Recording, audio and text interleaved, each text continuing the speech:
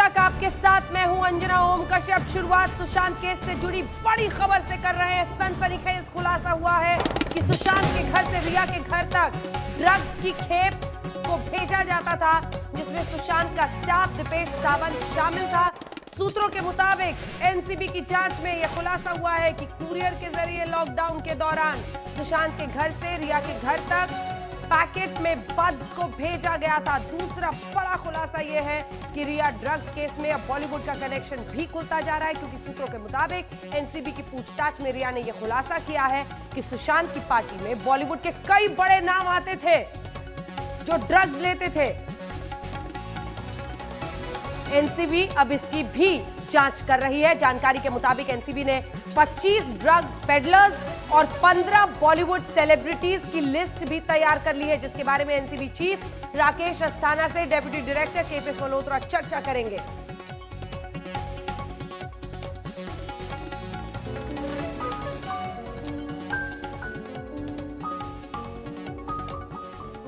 तो ये बड़ी खबर हम आपको बता रहे हैं आज देश तक में, और इसी के साथ बताते हैं बॉलीवुड के ड्रग्स कलेक्शन पर एनसीबी का कैसे शिकंजा कसा है।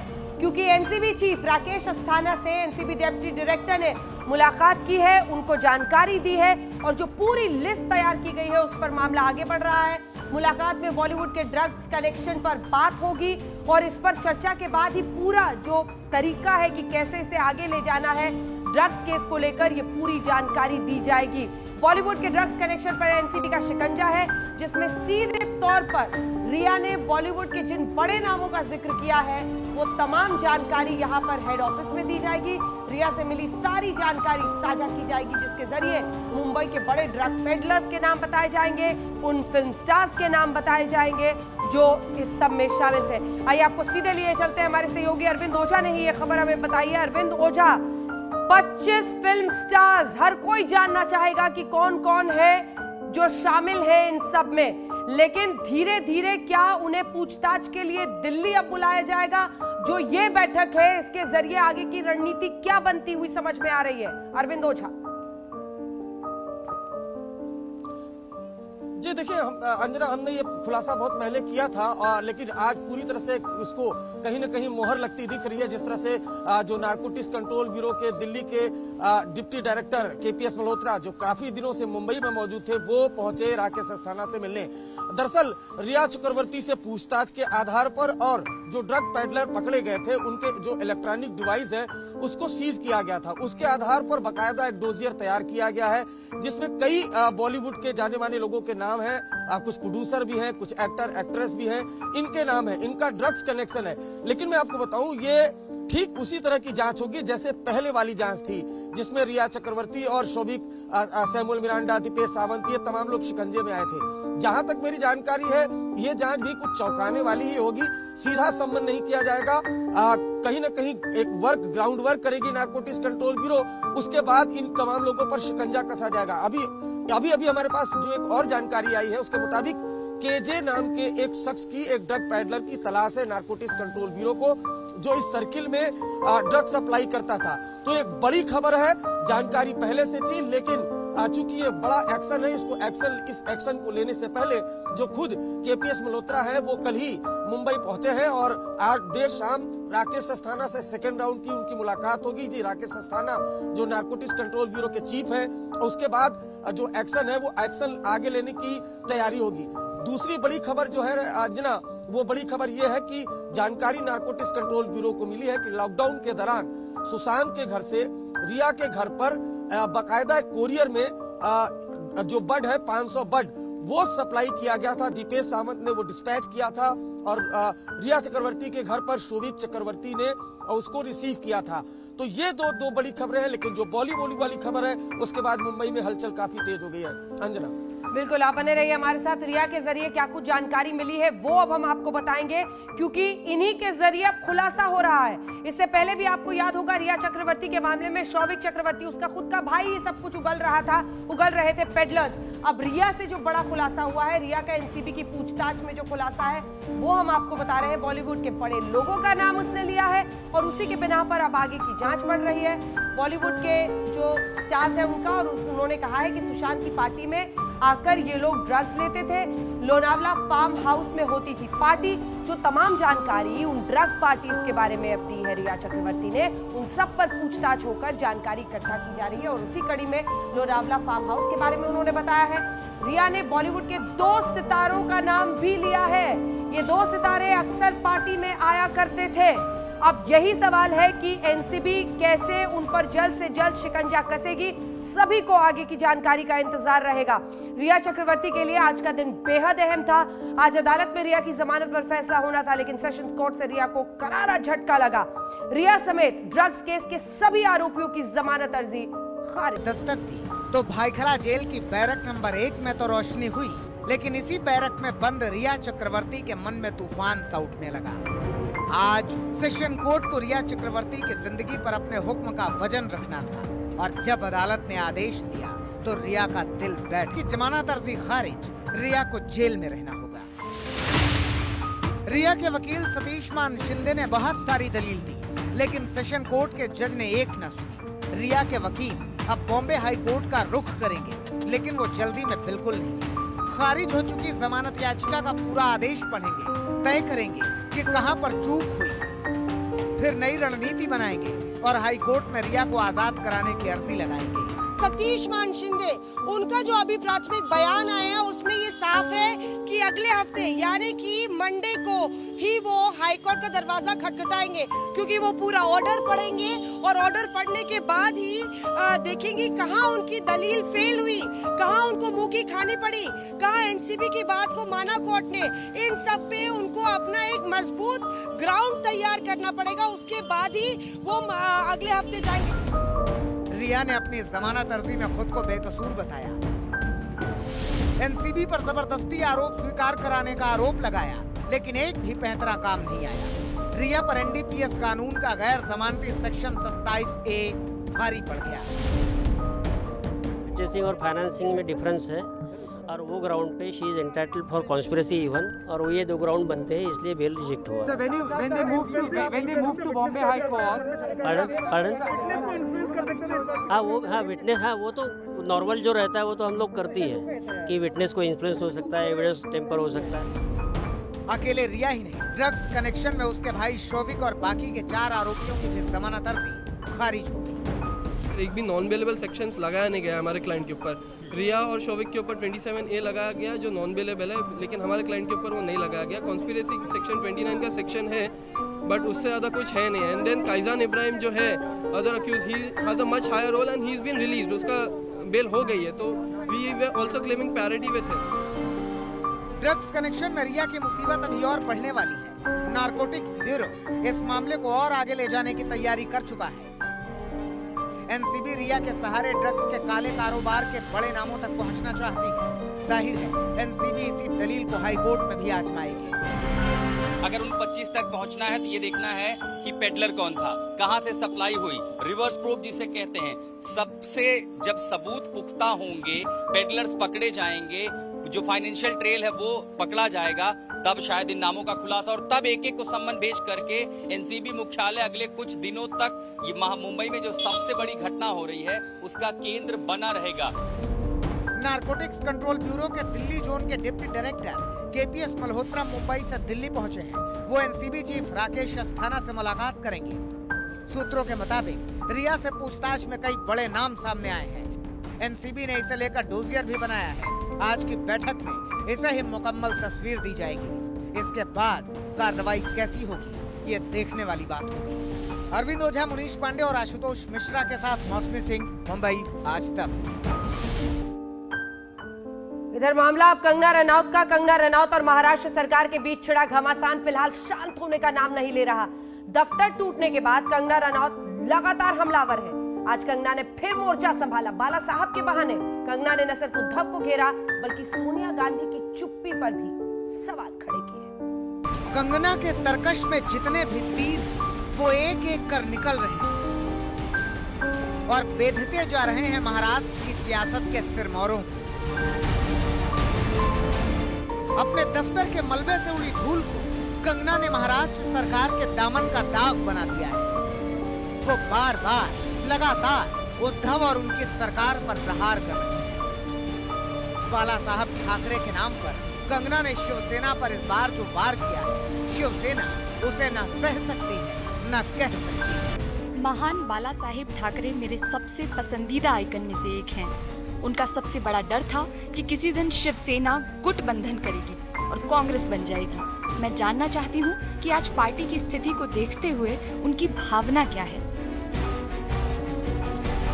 बाला साहब ठाकरे की भावना क्या होगी ये तो नहीं बताया जा सकता, लेकिन राष्ट्रवाद के प्रचंड प्रणेता बाला साहेब की लकीर पर लड़कर कंगना पूरी शिवसेना को परास्त कर देना चाहती है। संजय राउत से लेकर शिवसेना और अब उद्धव ठाकरे पर हमलावर कंगना रनौत ने बाला साहेब ठाकरे का वीडियो ट्वीट करते हुए सवाल पूछा है कि किसी वक्त में बाला साहब को ये डर था कि एक दिन गठबंधन करके कहीं शिवसेना कांग्रेस न बन जाए, और ऐसे ही कंगना रनौत लगातार हमलावर हैं।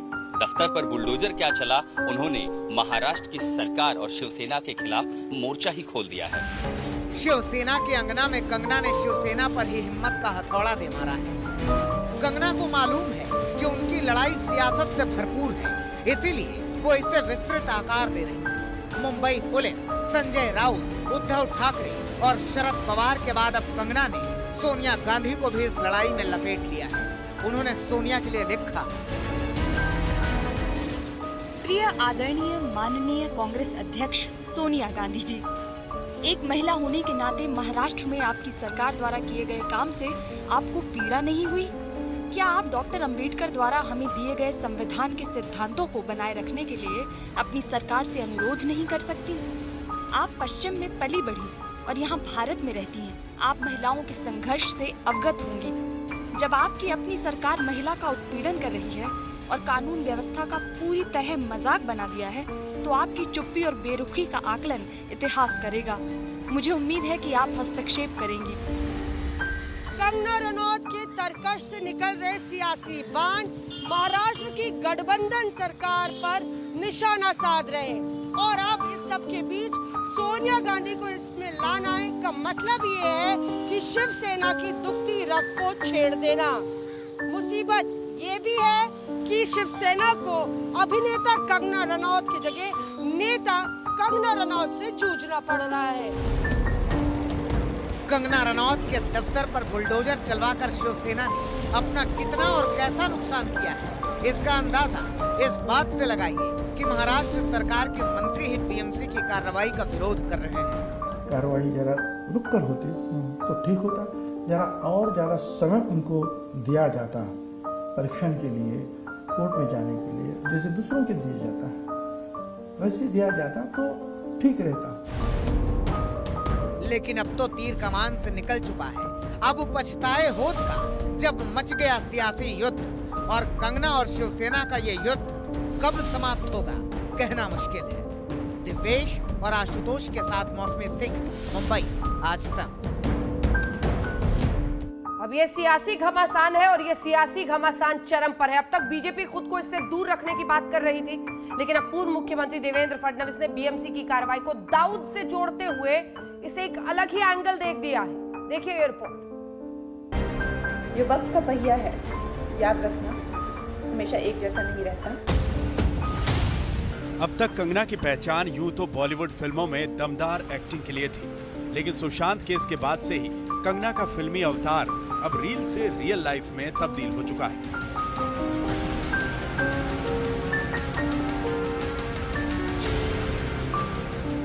मुंबई के पाली हिल में कंगना के दफ्तर पर बीएमसी का बुलडोजर चला तो कंगना फायर ब्रांड लेडी नजर आ रही।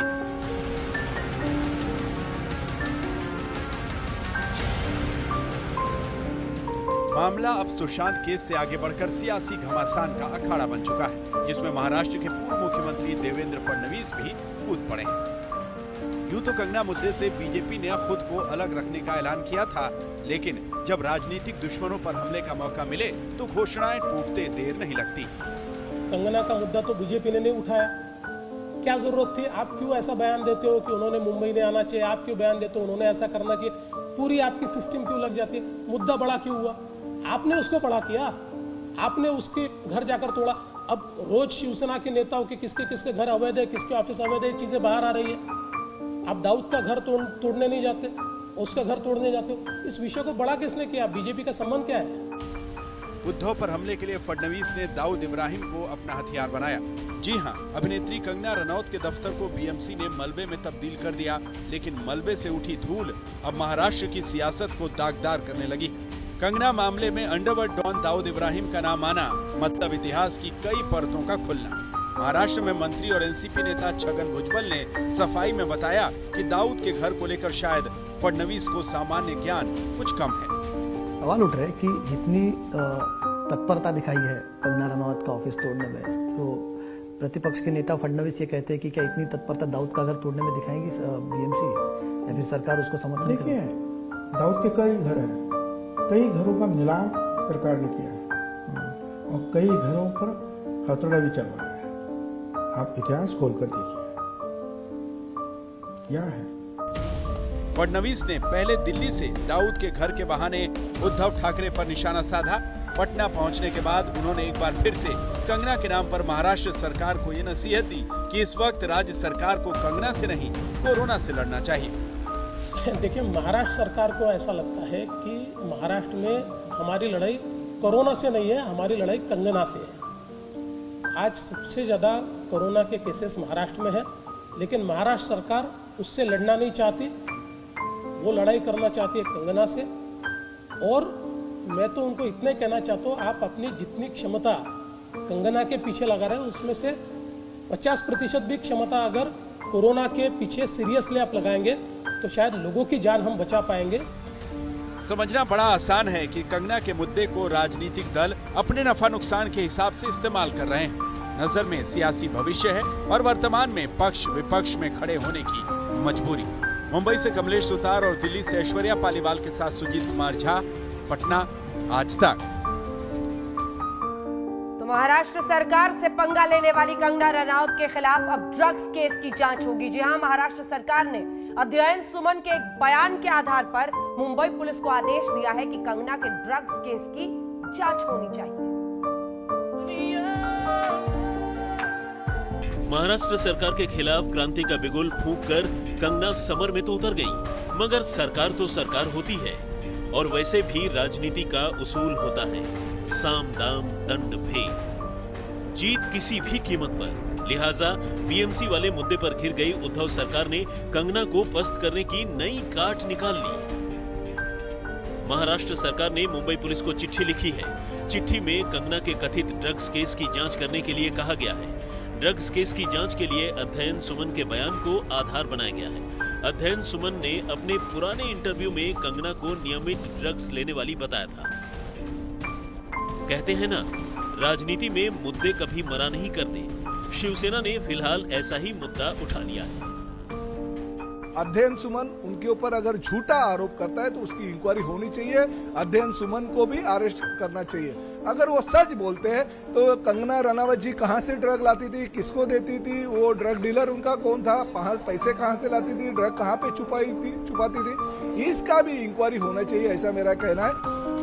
शिवसेना ने मुद्दे को हवा में उछाला तो उनकी ही सरकार के गृह मंत्री ने तत्काल कार्रवाई के आदेश दे दिए। और अध्ययन सुमन ने इंटरव्यू को उसमें उसने बताया कि कंगना रनावत ये ड्रग लेती है और उसी प्रकार मुझे भी उन्होंने कई बार जबरन ड्रग देने की कोशिश किया। इस प्रकार का निवेदन दोनों विधायक ने हमको दिया।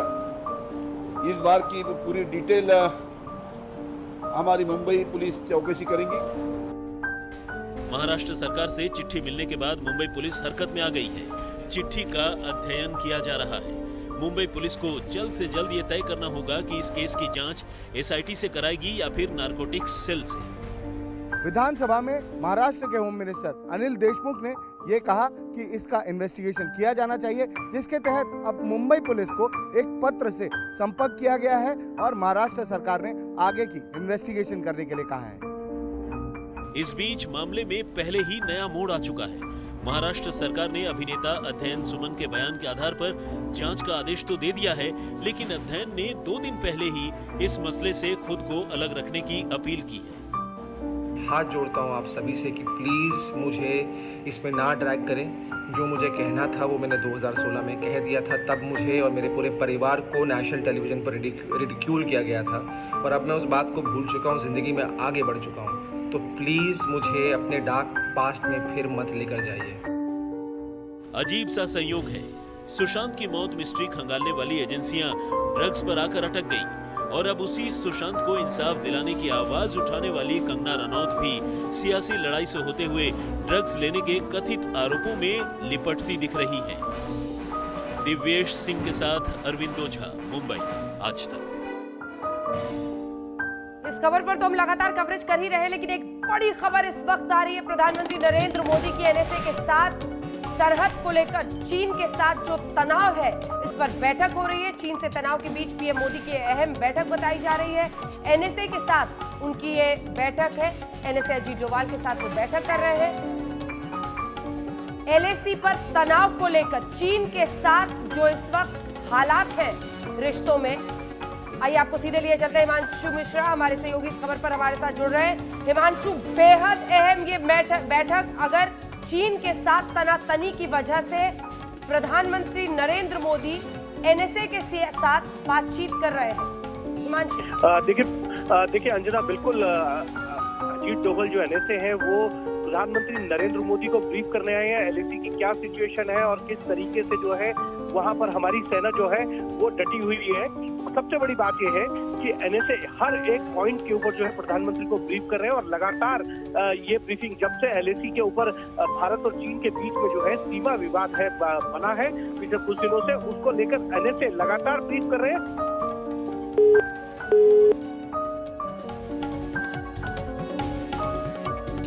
बिल्कुल, धन्यवाद आपका हिमांशु मिश्रा इस तमाम जानकारी के लिए। एलएसी के मौजूदा हालात पर हो रही है ये चर्चा और चीन के साथ जो तनातनी इस वक्त मौजूद है, जो रिश्तों में तनातनी है, उसी को लेकर बताया जा रहा है। प्रधानमंत्री नरेंद्र मोदी एनएसए अजीत डोभाल के साथ एक बैठक इस वक्त कर रहे हैं। हम इसी खबर के साथ एक ब्रेक के लिए जरूर रुक रहे हैं, लेकिन ब्रेक के उस पार रहिएगा जरूर हमारे साथ, क्योंकि कंगना रनौत की मां आशा रनौत का एक्सक्लूसिव इंटरव्यू आपको हम सुनाएंगे, जिसमें उन्होंने कहा है बेटी पर गर्व है और शिवसेना पर करारा प्रहार बेटी के बाद मां ने भी किया। देखते रहिए आज। नमस्कार, मैं हूं अंजना ओम कश्यप। हमें उम्मीद है ये वीडियो आपको पसंद आया होगा। लेटेस्ट खबरों के लिए यूं ही देखते रहिए आज तक और इस वीडियो के पसंद आने पर लाइक, शेयर एंड सब्सक्राइब करना ना भूलें।